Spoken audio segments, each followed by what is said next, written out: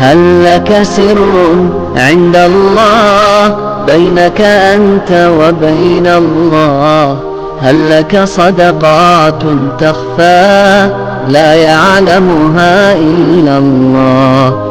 هل لك سر عند الله بينك أنت وبين الله؟